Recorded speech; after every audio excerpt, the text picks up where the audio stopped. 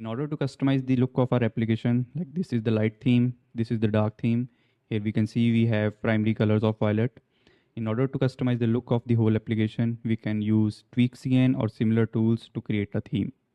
Let's see how we can do that. So visit this tweakcn.com. You can choose the presets if you want to, or you can create your own theme like I have created.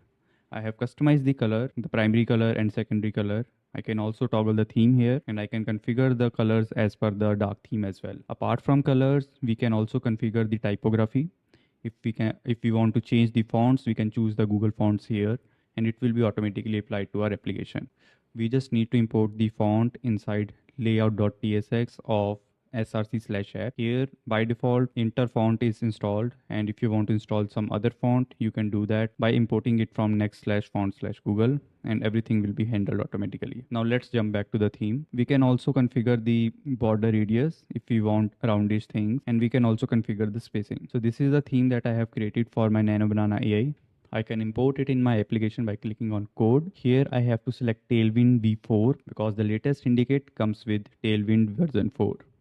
Let's copy. You have to paste it in the global.css inside src/app. Let's minimize the root, dark, and this theme inline. We don't have to change anything from the base. We just have to delete these three groups and paste the content that we have copied from the theme editor. Let's save it. Now let's visit our Nano Banana AI. Here we can see the theme has been changed. Let's try the dark mode. Now this theme looks very good on our application and we can continue to use this theme. Let's sign into our application. We can see that this theme is looking good. Great. So by updating the theme variable at one place, you can update the theme on everywhere inside your application. So I have mentioned the link to this TweakCN in the description of the video. You can check it out and you can customize the theme as per your need.